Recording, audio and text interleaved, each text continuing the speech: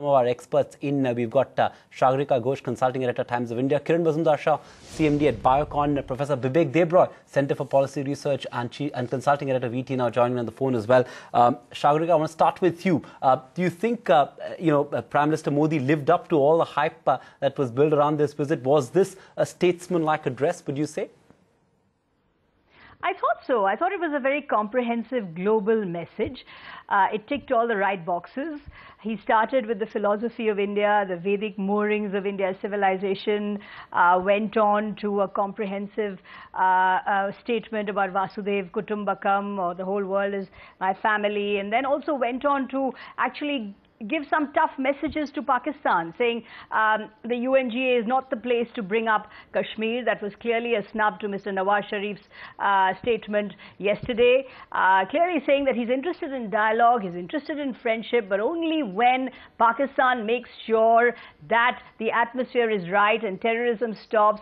He also sent out the global message of a new United Nations, which reflects the realities of the 21st century. He spoke about reform of the UN Security Council that reflects the changed power equations of the 21st century. I thought it was a very global message. It was a very forward-looking, as the MEA had been telling us, a very forward-looking global message, talking about international cooperation, talking about how countries must understand each other, talking about climate change, talking about the need for countries to understand each other when it comes to international trade. As you rightly pointed out, this clearly relates to all the concerns that had been raised about India stalling international trade talks, and there Mr. Modi saying that countries in fact must understand each other's concerns. And also I thought he made a very interesting point about the interdependence of the world and how the world must come together. It was a very unifying, very global message, I would say indeed a statesman-like message, but also a message that contained that very strong snub to Pakistan, and a very strong message there that yes, I'm ready for talks, but only if the right atmosphere is created. I just want to make one point. And you know, the point is that I think Mr. Modi's foreign policy is located very much in the economic heft of India. He's not necessarily falling into the strategic dialogue trap of Afghanistan, Ukraine, what's happening in West Asia. Of course, he spoke about all those issues, but his interest is clearly in diplomatic power, in the power of a country resting in its economic heft, which is why he continually speaks about business, sanitation, literacy, development. So in his point of view, I think the diplomatic power of a country comes from its economy. And I think in that way, Mr. Modi really is an exemplar of a post-Nehruvian foreign policy. Whereas earlier prime ministers may have all ticked all the Nehruvian boxes on strategy and strategic vision and India's place in the world. Mr. Modi, on the other hand, in fact, has a foreign policy vision located squarely in the economic and development heft of India. And I think that is where his vision of foreign policy and India's place in the world rests. Kiran Mazumdar, comment on that. Would you agree with Sagarika that he's ticked the right boxes? He's made that transition from, from a nationalist leader to a global statesman? Well, I think Sagarika has captured it very well. I think she has absolutely, said it all, and I think he certainly came across as a statesman, a very statesman-like speech at the UN. And I think his whole focus on taking on terrorism through international coalition, I thought was a very, very important theme in his speech. I think his very interesting suggestion that and his case in point saying that the UN peacekeeping force, which is really something that many nations have participated in, should also be given representation in decision making. And I thought that was a very powerful way of saying that many more countries need to be in the UN Security Council. I mean, it was his way of saying, look, if we are committing ourselves to UN peacekeeping forces and keeping peace in the world, then why are we not also given a seat at the table to take important decisions which really sort of refer to peacekeeping in the world?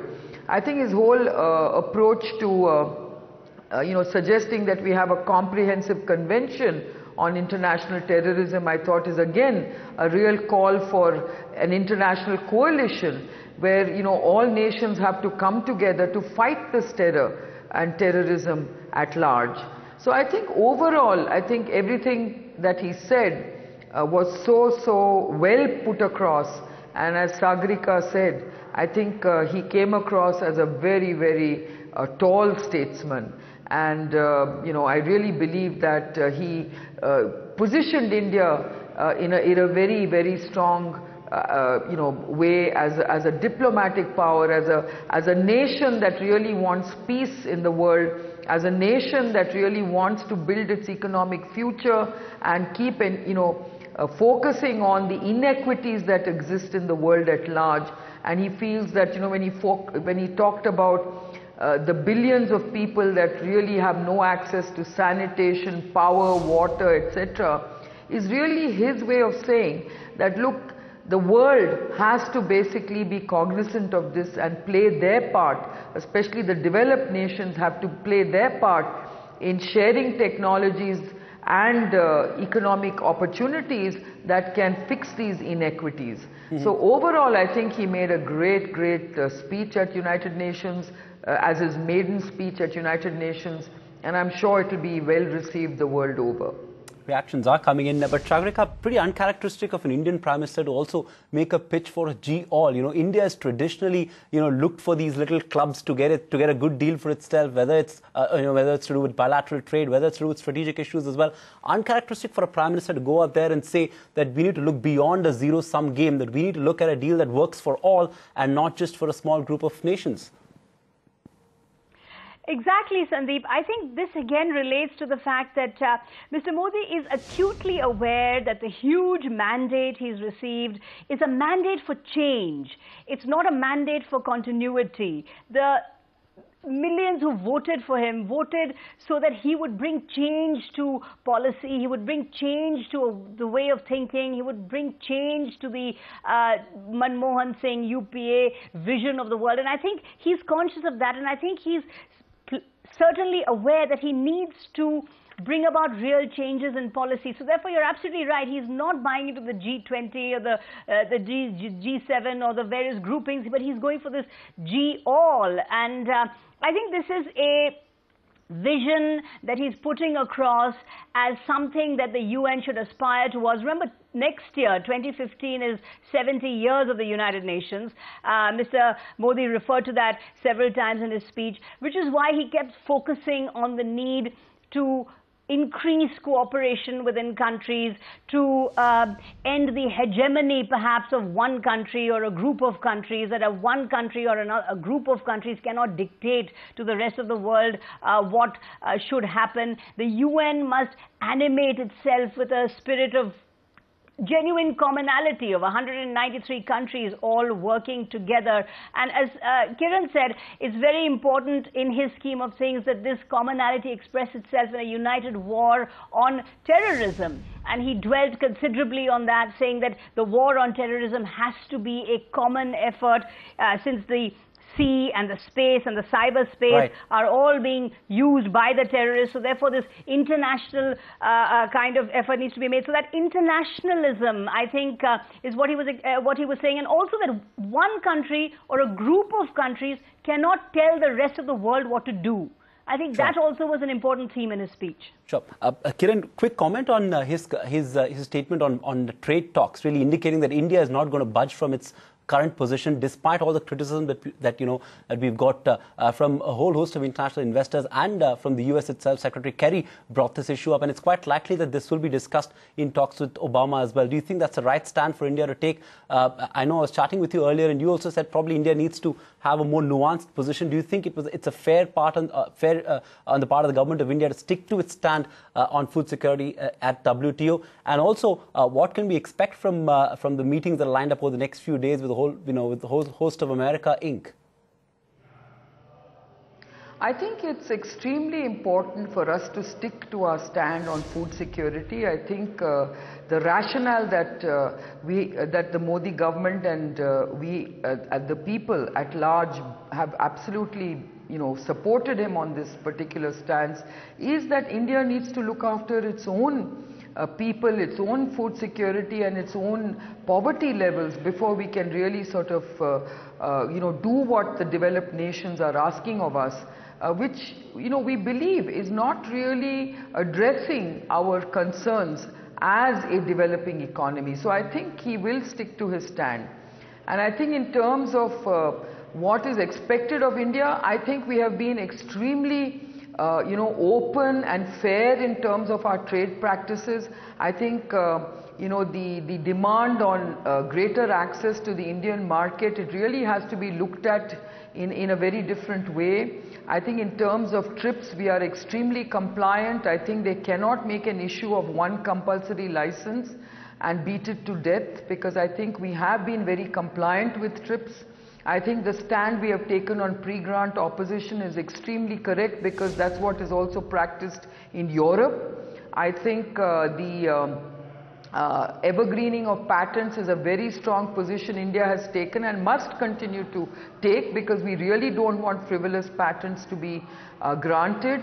And I think you can see it in even the way Europe grants patents, and I think India has taken the cue, and I think we must stick to this. I think, Modi knows what he's doing. I think he's going to be extremely strong in terms of the stands he takes. I think he is going to definitely speak from a position of strength and from a position of a very, very attractive emerging economy, India.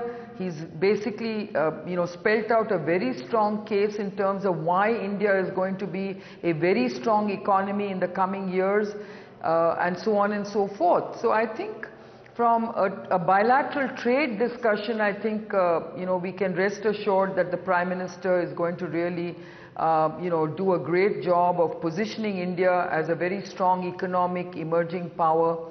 And I have no doubts about it that the way he is conducting himself as an international statesman, our stature will only get stronger in the international scheme of things, and of course in the United Nations, and as really a country that is very committed to international peace. Strong pitch there made there by Prime Minister Modi at the UNGA. Let's get a quick word from Professor Bibek Debroy as well at the Center for Policy Research, who joins in on the phone line. Professor Debroy, how did you read Prime Minister Modi's address? We've had both Sagarika and Ms. Kiran Mazumdar Shaw emphatically state that they believe it was a very strong speech, a very powerful address there by the Prime Minister, a very statesman-like address. Would you agree with that assessment? Would you say that he's made that transition from being perceived at least as an aggressive nationalist leader to a global statesman?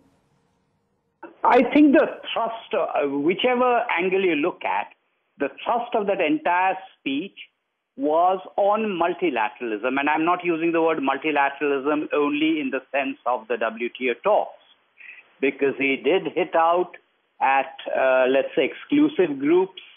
He did hit out at issues connected with global terror. So what I detected throughout was an emphasis, and remember, of course, we should not forget the fact that this is the UN General Assembly speech. Throughout, the emphasis has been understandably on multilateralism, UN, strengthening the UN, getting away from select groupings. That's the kind of message I got, which I think is the right message for something like the General Assembly. What about the reference to Pakistan? Do you think it was in a sense needed? Because, I was looking at the speech that Prime Minister Manmohan Singh made last year as well at the UNGA, and even there was a very direct reference to Pakistan. Do you think, were you surprised by the fact that he targeted Pakistan, made that comment, that strong statement that talks cannot happen under the shadow of terror? Was it the right thing to do, would you say? I think it has to be taken against the context of what was said earlier by Pakistan at the UN General Assembly. So it would be perfectly unrealistic to expect that he would not have made some kind of reference to Pakistan, given the fact that this had just happened earlier. Therefore, even the reference to Pakistan was expected, but I thought it was extremely well nuanced without much of a direct reference to Pakistan, but the message was conveyed very strongly that it is a bilateral issue, and the issue cannot be solved. India is willing, but the issue cannot be solved unless the issue of terrorism is also addressed. Sagarika, how do you think will the international community respond to this address by Prime Minister Modi? You know, the international press hasn't been very favourable to Modi even after taking charge as a Prime Minister. How do you think will the international community at large respond to this address? You know, Sandeep, I think in the 100 days that Mr. Modi has been in power, he has come across as diplomatically rather sure-footed.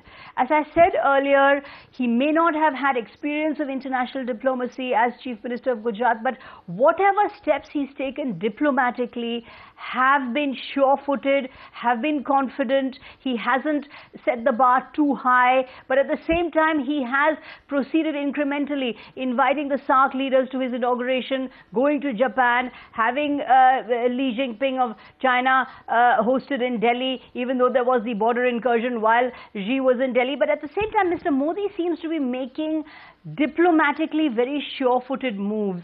I think in the UN General Assembly, his speech was certainly an appeal to a global audience. It was a global message. It was a message of international cooperation. It was a message that gave his awareness, that he's aware of the global problems, international terrorism, climate change, trade talks, the need to foster links between countries, the need that one country doesn't dominate. So it was a very global message that he came out with.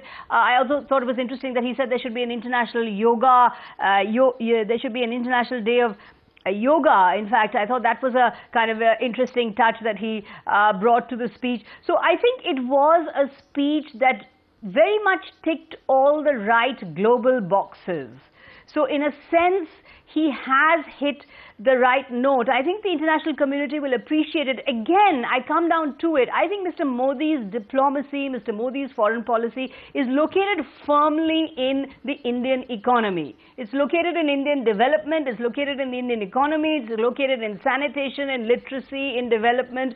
It's the hub and spokes approach, that India is the hub and the rest of it is the spokes. So his diplomacy is located there. It's a very nuts and bolts kind of approach, and I think that will go down well. Of course, there are sticking points. There's sticking points on international trade. There are sticking points on India and US having a strategic distrust. There are issues that India has with the US's closeness to Pakistan. The US would like to see more interest from India in the global coalition against the Islamic State. There are lots of sticking points in terms of strategy. There's strategic distrust, perhaps, between India and other countries. But Mr. Modi doesn't really get into that. I think his focus is, let's solve the problems at hand. Let's solve the Indian development problems, and that will give the heft to India to have its place on the world stage. I think that's his diplomacy. That's his foreign policy. It's located firmly in the Indian economy. His diplomacy goes, in a way, via the road of development, via Wall Street. I think he's not that much concerned with the strategic dialogue, but very much focused on development and the international endeavor to secure development. I think that is his very nuts and bolts approach, which I think will go down well with the international community. You know, I do have a few questions on what we can expect from this trip, but before that, Professor Debroy, you know, as journalists, we tend to look beyond the headline. We look at things like, you know, the body language. And, you know, the thing that struck me, if you were to compare this with, say, his Independence Day address, you know, there were three big addresses the way I look at it. His address to the nation on the Independence Day, his address to CEOs at the Make in India conference just a couple of days ago, and today. You know, the body language was very different for all three occasions. You know, it was a very grand, kind of, you know, very leader-like address for the Independence Day. The one with corporate India was slightly more nuanced. And here, I would say it was a little more understated, very much that you'd expect from a global statesman. Would you agree with that assessment? I would agree with that assessment, but in addition, I would also say that the Prime Minister speaks far better when it is an extempore kind of speech. And obviously, this being the UN General Assembly, that being the forum, it was not quite as far as I could make out a printed text, but whenever he has had to look at notes, it has sort of cramped his time. And I'm sure that tomorrow's speech is going to be quite different in tone, because after all, every speech is directed to a particular audience and has a certain context in mind, and we can't get away from that. Sagarika, would you agree with that? That, every speech has a context in mind, and probably one he wasn't as comfortable as he would have been if it was a completely extempore speech. Well, Sandeep, I totally agree with Professor Debroy on this. Of course, Mr. Modi is, in fact, a master orator.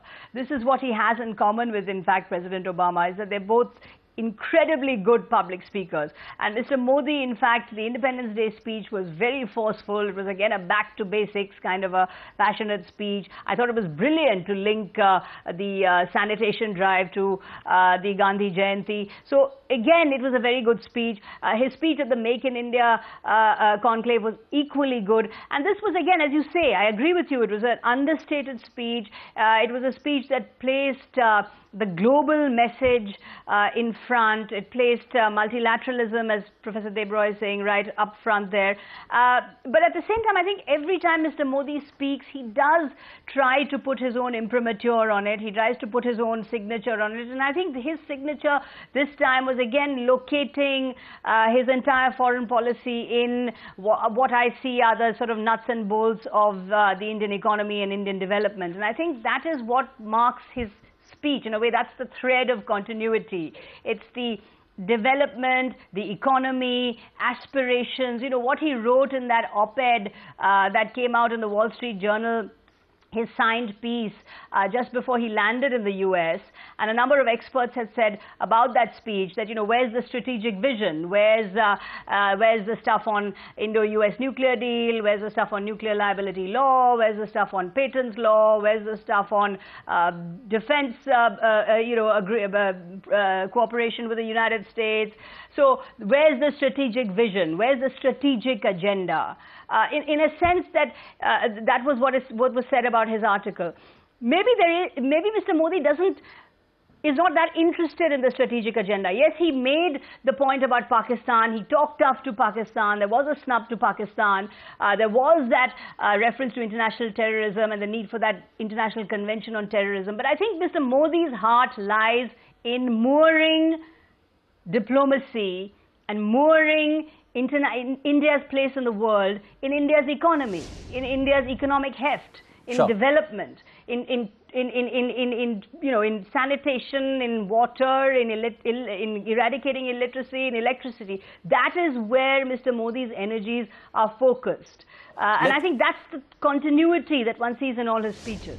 Sure. Let's also focus on what to expect from from Modi's historic visit to the United States. So the next few days, he's got some 50 meetings lined up. Professor Debroy, obviously, like Sagarika has been pointing out, the economy is at the core of a lot of it. The broad agenda is to attract American investments. Realistically speaking, we've seen reports coming in that a business lobby in America has already approached President Obama, indicating that they believe Prime Minister Modi isn't as reformist as they thought he would be, or as he's being made out to be. Now, obviously, we don't need a certificate from America, but do you realistically expect much headway in this trip to the US, especially when it comes to economic ties? Well, before that, I agree with the thrust of what Sagarika has said, but I'd sort of just put in one caveat there. This is not a bilateral forum. This is a multilateral forum. So yes, there are Indo-US bilateral issues, but I don't think this was the forum to mention any of those issues. Coming back to your direct question, there are 2 points I want to make. Firstly, on the bilateral negotiations, the Americans are fond of flagging all the things that they want. What they do not mention, and this sort of endorses what Kiran said earlier, what they do not mention is whenever there are bilateral issues, there is a quid pro quo. The question is not just what the Americans want. The question is also what the Americans are going to yield in return. And attention does not focus on the kinds of problems that Indian business also has with the US. The second point I want to make is and this sort of again in an Indian kind of way endorses what Sagarika has said, the priorities of what is reform are going to be determined by Indian domestic priorities and domestic interests. So when people say that Mr. Modi is not sufficiently reformist, that's conditional on the definition of reforms. And those reforms are going to be defined by India's priorities, not by what Americans or American business perceives to be the priority. So that's my point, Professor Debroy. There are diverse interests right now. And look at so many issues on trade. We have serious differences on WTO talks. They're stalled on account of the difference in position on visa issues, on immigration issue. We've raised a stink there on IPR issues. America believes that we don't have a conducive IPR regime. Obviously, there are concerns over the tax regime here in India as well. There are various differences. Do you see any of them getting bridged at all? Do you see Prime Minister Modi coming back with some big-ticket American investment like he did after his trip to Japan? No, look, firstly, some of these issues that you are talking about, they are multilateral in nature. They are linked to the WTO. The WTO talks are stalled at the moment. Nothing is going to happen on the WTO talks right now. Are we necessarily going to have a bilateral agreement with the US on this? The answer clearly is no. But are we going to see a large number of investments, American investments, materialize as a result of this visit? I think the answer is also no, because those expectations would be unrealistic. What a visit like this does is it generates a greater degree of awareness about India, about the opportunities in India, and I'm deliberately flagging this because this is not only about big business who know about India, but it's also about small and medium business. So the payoff in terms of enhanced investments and to attract investments, whether American or domestic, there are all kinds of problems within quotes reforms that we have to introduce. But though the payoff in terms of those investments, conditional on those reforms happening, does not happen immediately. It happens over a period of time because those intentions, the awareness has to be converted into intentions, and the intentions thereafter have to be converted into actual investments. That takes a while. Sagarika, comment on that. So how would you then judge the success of this trip? Would it be purely on the progress made in bilateral talks? Because like Professor Debroy also agreed to, we're unlikely to see, American corporations queuing up to invest in India, as a fallout of this trip. So how does one then judge the success of this trip? Sandeep, it's very clear that Mr. Modi is working to his own time schedule, his own tune. He's working to his own set of priorities. And I think, as I keep saying, diplomatically he's coming across as fairly sure-footed.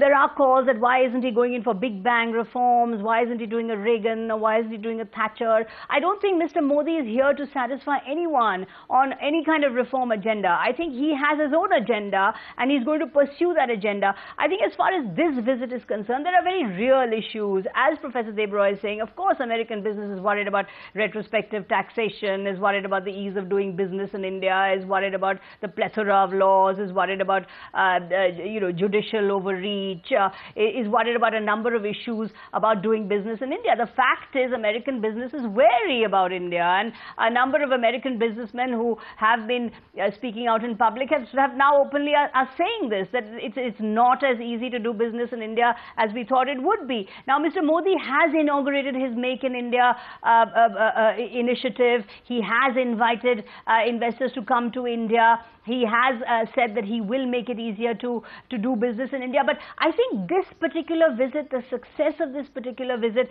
will be of Mr. Modi making the first moves of convincing American business perhaps that he does intend to make the policy environment in India a little better for them. He does intend to make the process of doing business a little better for them. I think this is a break the ice visit. I don't think Mr. Modi is going to come back with a bag full of goodies.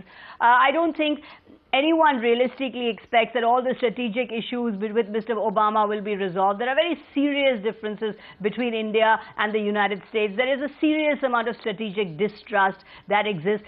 At the same time, there is this enormous people-to-people contact that exists between the two countries. That really is the engine of the Indo-US engagement. It's the people-to-people. It's the students, the businessmen, the professionals, the computer people. I mean, the kind of contacts that exist between people of India and the United States is huge. So I think Mr. Modi is relying on that. He's going to create a feel-good. He's going to create a feeling in America, perhaps, that this is a different government. It's a government that believes in business. It's a government that believes in attracting investment. It's a government that can deliver. Remember, the biggest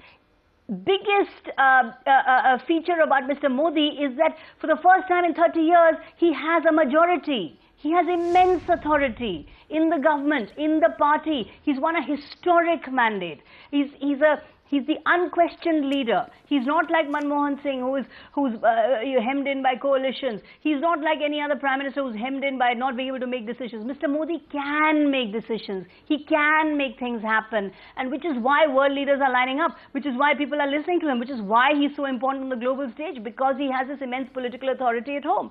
So I think he's going to reassure the American entrepreneurial class, reassure the American business that yes, he is going to make it easier for them. He is going to make the business environment easier for them. Perhaps he's going to reassure Mr. Obama about the people-to-people contacts that exist between India and the United States. But if you're expecting some overnight miracle to happen, or Mr. Modi to come back with a bag full of investment, I don't think that's going to happen. Professor Debroy, I'll let you have the last word. Do you think, how do you see President Barack Obama and how do you see US at large warming up to Modi? You know, I was chatting with Swami the other night. Of course, he was in Washington and trying to get him to join us on Skype for this chat. And he said, I'm not sure I'm going to get to watch Modi's address because, you know, I know you guys are excited back in India, but here in Washington, you know, people aren't really all that excited. He was wondering if he's going to get to see it on his television at all or not. How do you see, how do you see the US warming up to Modi? How do you see President Barack Obama warming up to Narendra Modi? Well, you said, how do I see the US warming up? But again, to pick on a point that Sagarika mentioned, what do we mean by the US? Do we mean the US government or do we mean the US citizen at large? I think so far as the US citizen at large is concerned, this increases the awareness, to use the cliched expression, soft power. So far as the US government is concerned, well, we don't need to go into the history, but the US government has goofed up in the past. And I think it's trying to recognize and rectify that mistake. However, as a sweeping generalization, under the earlier government, and I say a sweeping generalization, the Americans, the US government got some special treatment. The message this time round is that, look, you're just a country like any other country. You may be an important country, but you're a country like any other country. So no more special deals. So far as economic and business interests are concerned, we have China, we have Japan, we have the immediate neighborhood, we have Southeast Asia, and we'll deal with you also, an important partner, but in the normal course of things. I think that's the message that is being conveyed. All right, that's Dr. Sagarika, Professor Debroy. Thank you so much for taking time out and joining us with that perspective right here on ET Now. News and updates continue right here on the channel. Thanks for watching.